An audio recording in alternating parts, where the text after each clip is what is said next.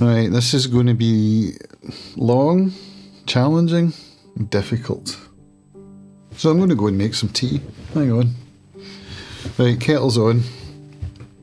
You may have seen in the news that the post office is currently being discussed on all the channels because of the ITV drama, Mr. Bates versus the post office. The computer system post office spent an arm and a leg on is faulty. No one else has ever reported any problems with Horizon. Some of you may know that I was once a sub-postmaster. I was a sub-postmaster in Brodick on the Isle of Arran for 12 years, starting in January 2008, and we sold it just before the end of 2019. And I'm going to go and make the tea. And here's work. The post office. Right, tea's ready. Assam, Twinings Assam loose leaf. I just need to get this out because I'm a bit scared to do it, and I was in two minds. Still am. I'm not sure how it's going to come out, and it's traumatic, but I'm hoping that it's also therapeutic. So this could get long. Buckle up. Right, we watched Mr. Bates versus the post office.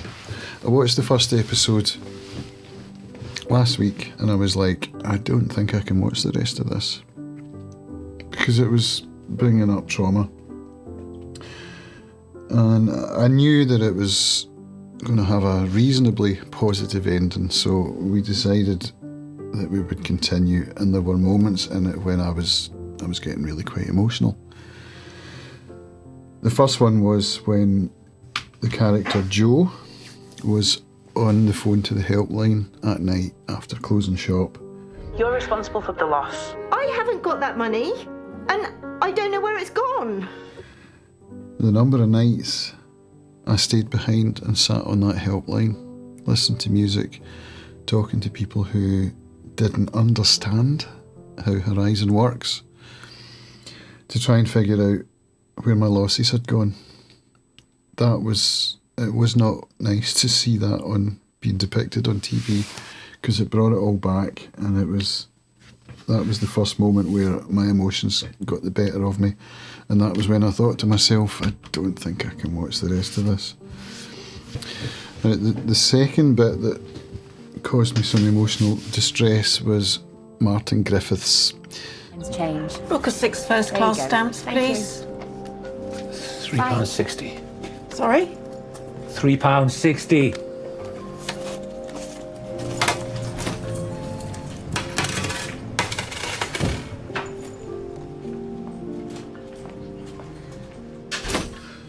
Let's rewind a bit. So how did we get here? Why did we buy a post office? Well, we lived in Luxembourg and we wanted to move back to Scotland to be closer to my mum and dad because they weren't well. They were getting old. It was a difficult time. We wanted to be able to visit them more easily, so we bought a post office on the Isle of Arran, which is a beautiful location. And we thought to ourselves, well, it'll be idyllic. You know, I had in my head this idea that I would be sitting as a pillar of the community, serving the people, being an upright man, making a good living, being part of a community. And it just wasn't like that at all. It was quite apparent from early on that, first of all, it was a much more challenging job than I'd anticipated. It took me, I don't know, we had how long? I think I had 4 weeks training in Springburn, and the training was quite intense, so you would think it would have you ready for running a branch, but it didn't, because every branch has got its own little quirks.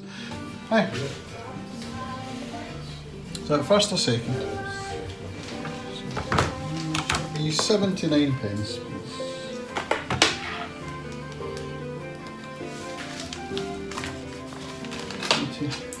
£1, thank you. So when I got into the job, then it really started. It's like learning how to drive, you know, you do your test and then you start learning how to drive once you've passed your test. It's that kind of thing. So the first year was a struggle, and the numbers weren't really matching up with what I'd been led to believe from the previous postmaster's accounts that obviously we looked through before we invested all our life savings into buying the business. But I thought it'll pick up, it's fine.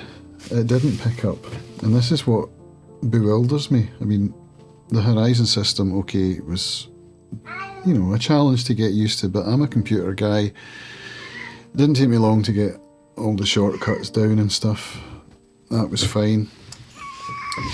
But the way that the post office was treating us from the very beginning was very poor. Whenever you had to call the helpline, which, you know, in the first year was quite a lot because I was unsure about a lot of things. So I would call them up and they would not understand, or they would read from a script which apparently, according to the TV show, didn't exist.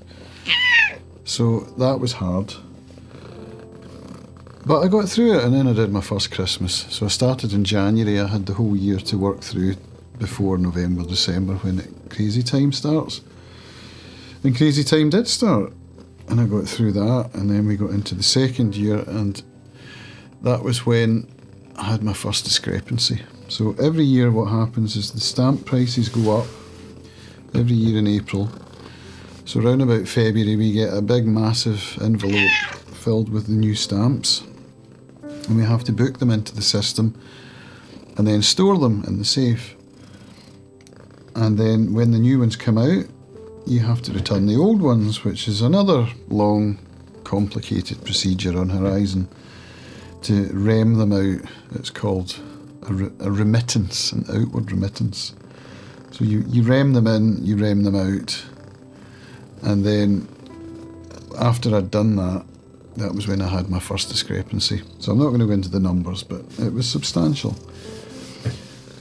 And I couldn't get to the bottom of it, so I printed all my transaction logs and I sent them off to my union rep. His name was Alan Sivright, and he was a nice guy. I did eventually meet him at one point, but I think this was when the National Federation of Subpostmasters still had some teeth. At least they weren't so much in the pocket of Post Office Limited as they later were. So at that time I sent my transaction logs, and I asked him for some help in deciphering them, because, you know, they're not really that easy to decipher. Big long screeds of receipt paper printed out from the post office till receipt. And he couldn't figure it out either. So I ended up having to repay the losses, which Post Office Limited were quite aggressive in taking, but eventually agreed to taking it out of my salary month by month until the debt was paid. And I just assumed that I'd made a mistake somehow with the remittances in or the remittances out. But I'm very meticulous. As I said, I'm a computer guy. I love a spreadsheet. And I did keep multiple spreadsheets to run that business for all kinds of things. You know, the wages, the lottery, the remittances, the stamps, because keeping track of the stamps was actually one of the most challenging parts of the job, because you had to declare them every week on a Wednesday when you balanced, and at the end of the trading period you would have to declare every single stamp that you had in your office, and that would, I mean, it basically counted as cash, stamps and cash. One gets, you know, they're hand in glove, one goes up, one goes down.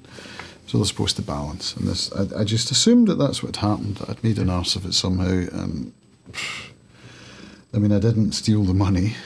The money never existed. It just disappeared, and I had to pay it back. Thankfully, I wasn't charged with any kind of theft or fraud or anything like that.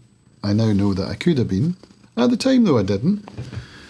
I just, as I said, I assumed I'd made some kind of mistake, and it cost me money that I didn't have. So, yeah, they're making me pay back money that I'd never stolen, basically.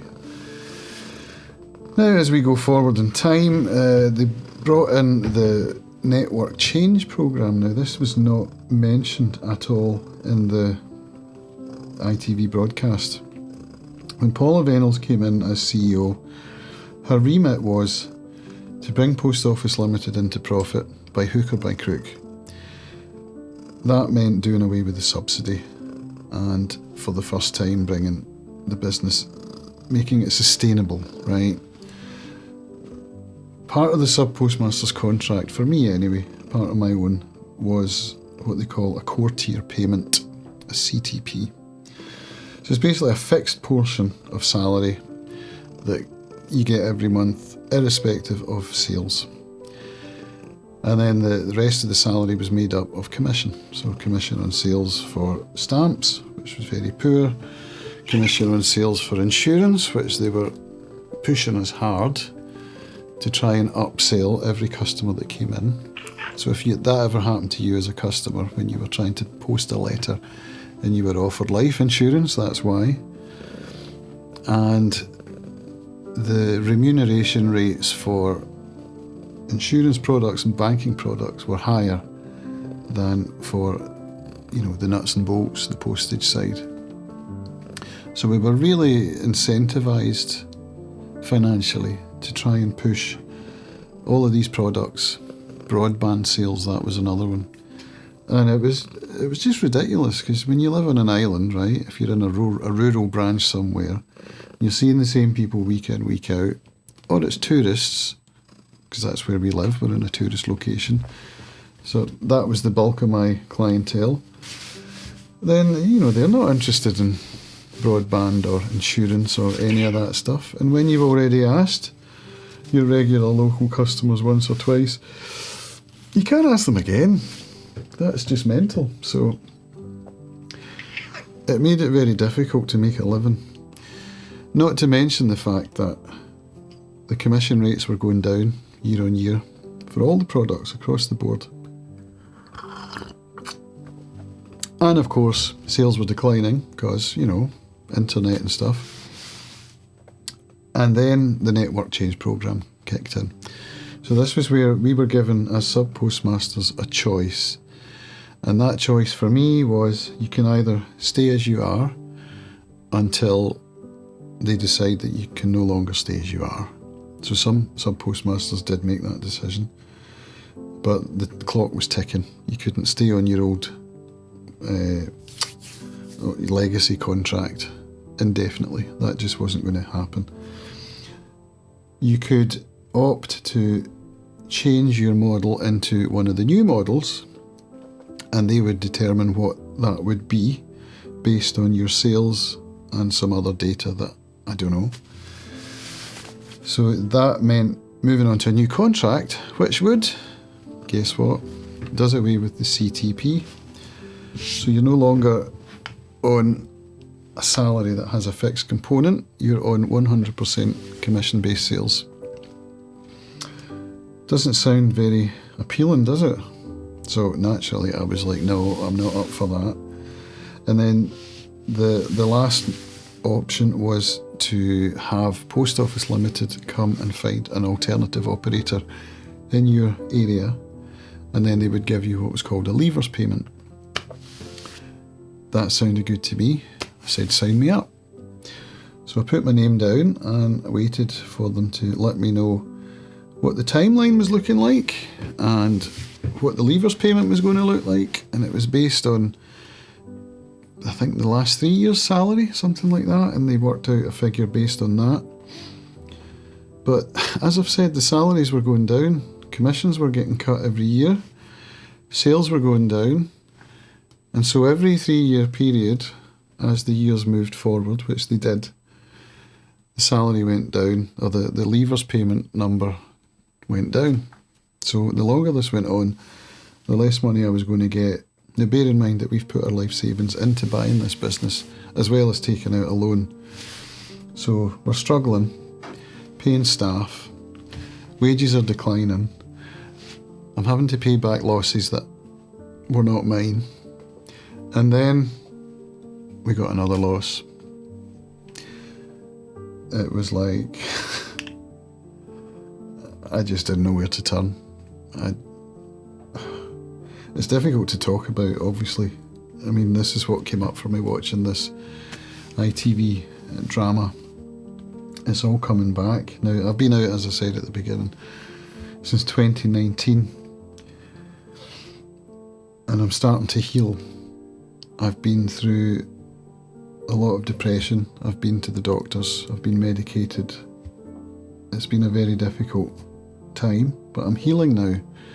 And so for this to come back up again and be in the news cycle is like, you know, it's hard, but I think that this is good for me to talk about this and to get it out there, because there must be others out there who haven't told the story and feel that they've been left out of the loop a little bit. Because, you know, the largest miscarriage of justice in British legal history, it's all in the news. But there are so many sub-postmasters out there who are not really part of this big media circus, I suppose you might call it.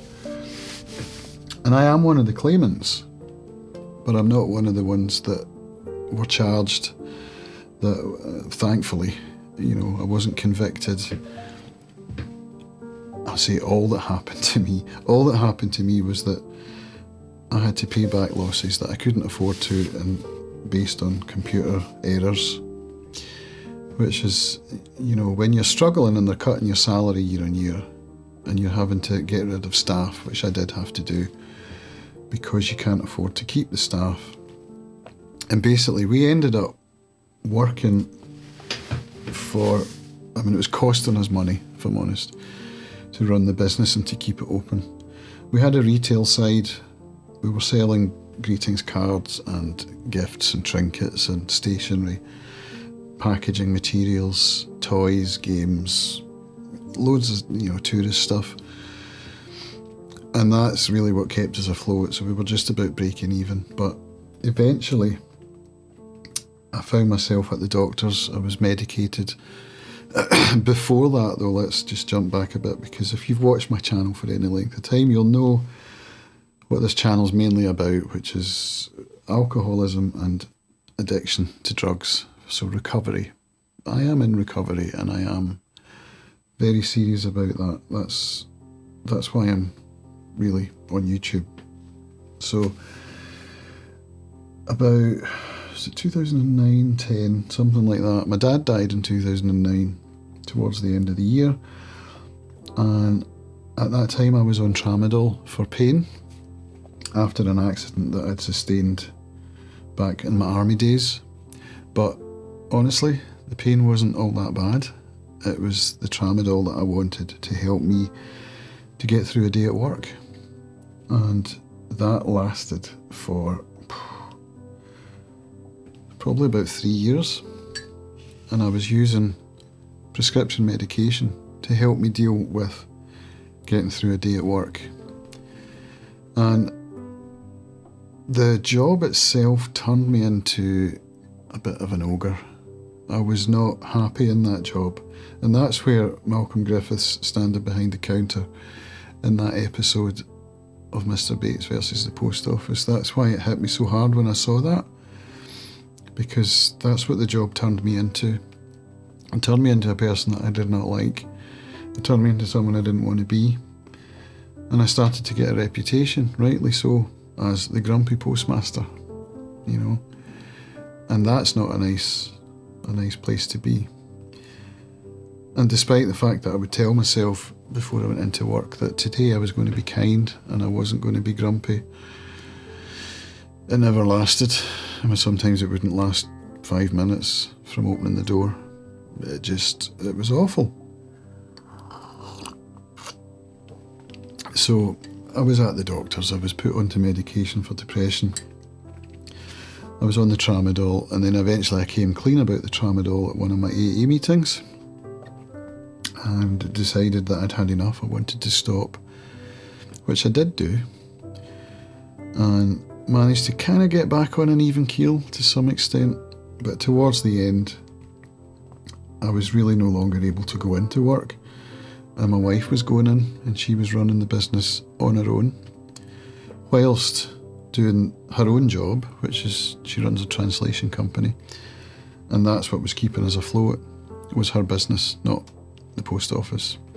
So she was going in, taking her laptop, sitting behind the counter, serving customers and taking care of business for her own company, whilst there was some downtime between customers. And all that time I was sitting at home feeling guilty as hell, racked with guilt, which is not a good place to be, especially when you're in depression, and trying to make a living as a content creator, believe it or not. So this was 2018 when I started getting more serious about making videos and maybe writing blog posts and stuff like that. I wanted to be a content creator, still do. Here we are, right? And it was making a little bit of money, but not enough to help the family to keep above the overdraft line. So I didn't see a way out, and this was really what was fueling the depression. So I was back on medication 2018. That's when I started doing podcasts where I was out with the dog. I would just talk into my mic.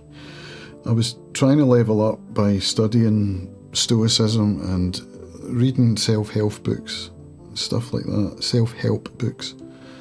I discovered a content creator called August Bradley who built a system using a Notion, which is software that I've since been using to run my entire operation.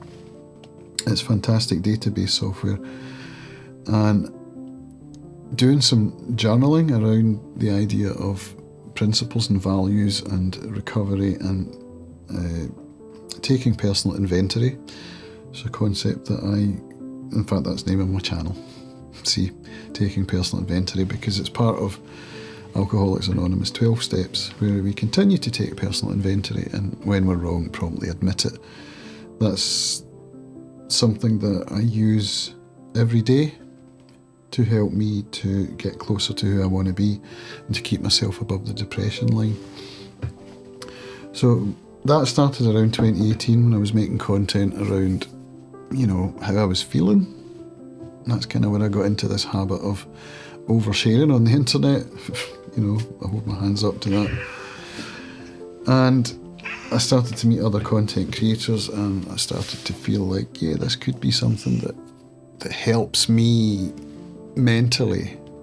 And that's exactly what it has done and continues to do, which is why I'm still doing this, because it's such an incredibly helpful thing for me to keep myself above the depression line and to continue to grow.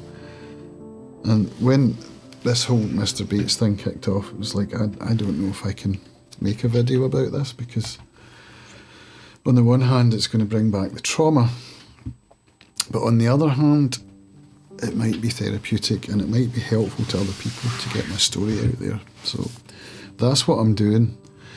So let's jump forward to 2019 when we finally got somebody to agree to take over the business in their own premises. So it's another shop in Brodick called the Book and Card Centre.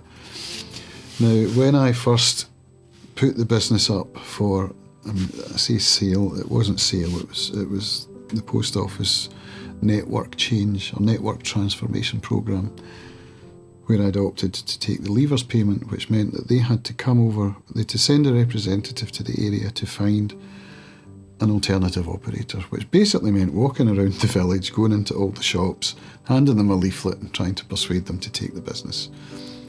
And in the shop that eventually did take it, it was run by a guy called Alan Johnson, who was one of the nicest men that you would ever meet. He always made you feel good when you went in that shop.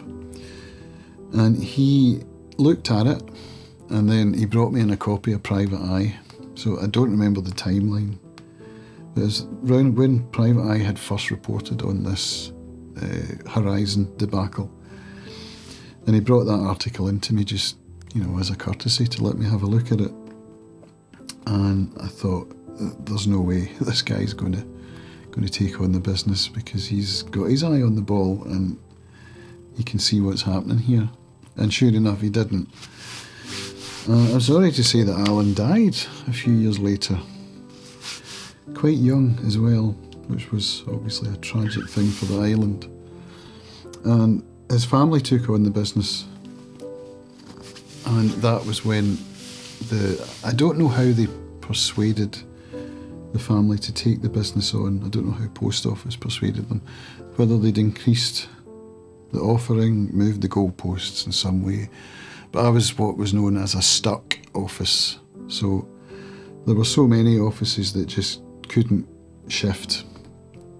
And we were still on the traditional contract at that point. They hadn't yet forced us off that, but they could have done.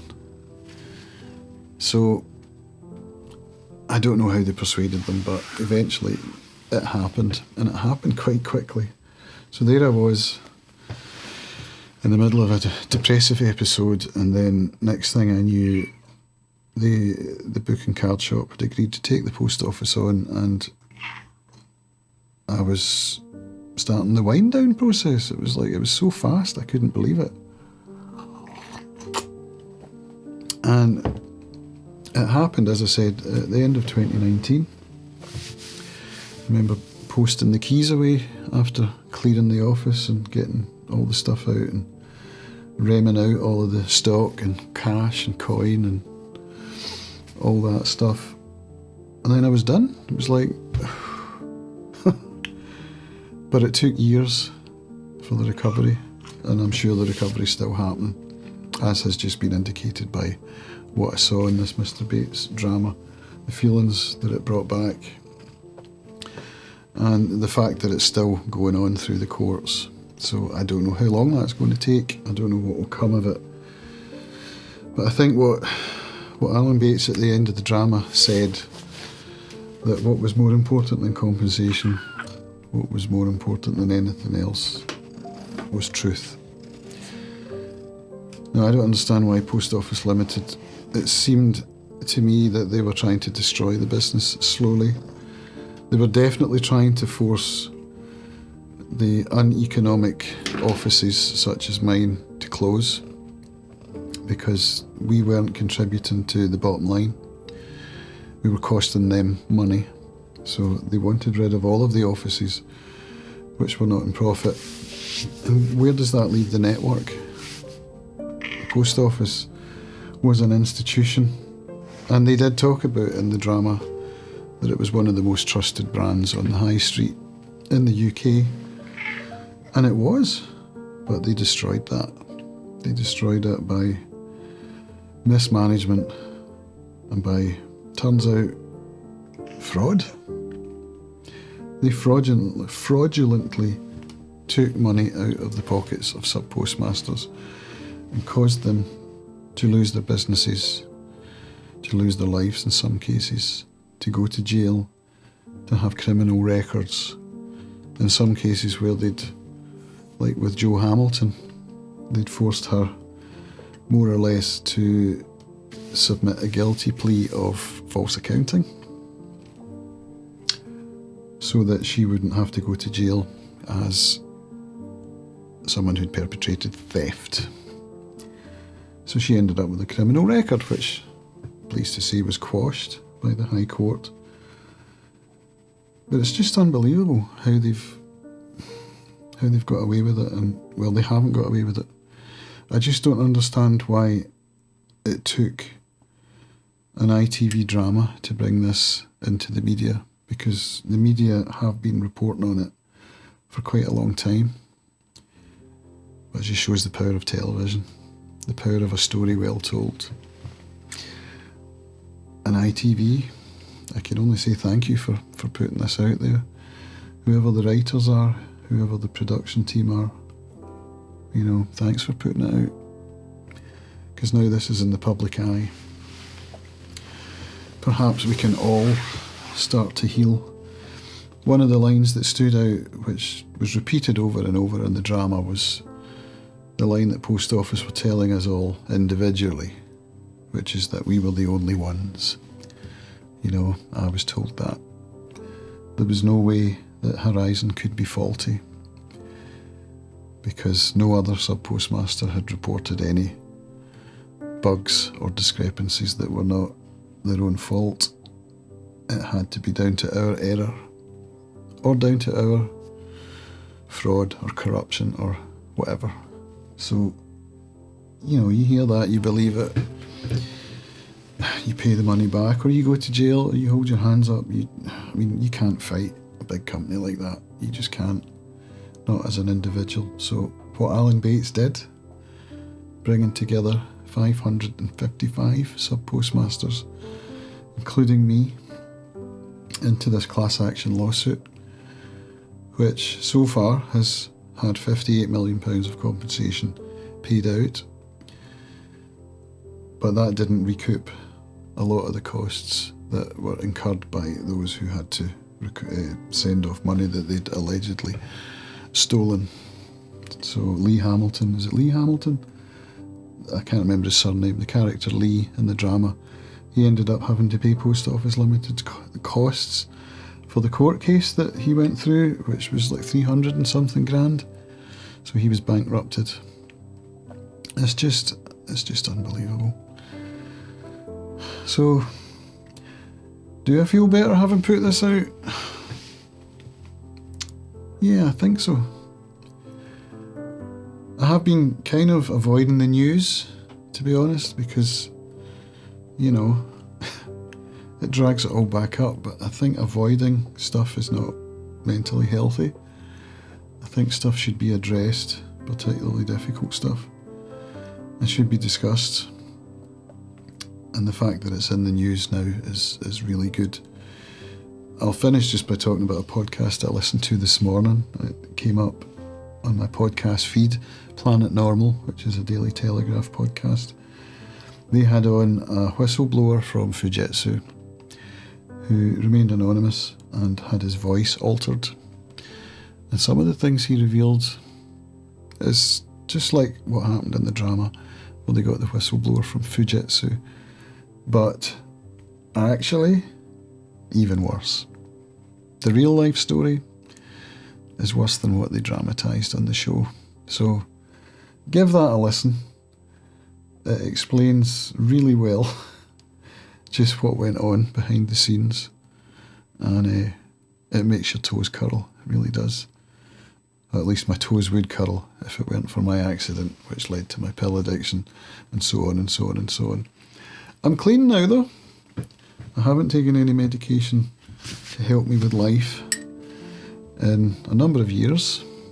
I haven't picked up alcohol for 18 years, so that's a win. You know how I got through that whole post office thing. Well, I was going to say without picking up a drink, it's a miracle, but I know how I got through it. I got through it by going to the doctors and requesting codeine and tramadol. That's how I got through it, until I didn't, and then I was on antidepressants, and then blah, blah, blah. So, if there are any other sub-postmasters out there that are feeling that the story hasn't been told, that you're struggling, that all of this media attention is affecting you as it has me, maybe we could talk. I don't know. It's always helpful to talk.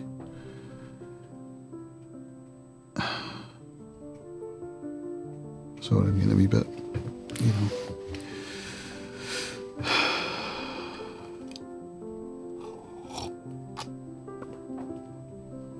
And we need to get past this. We need this to close.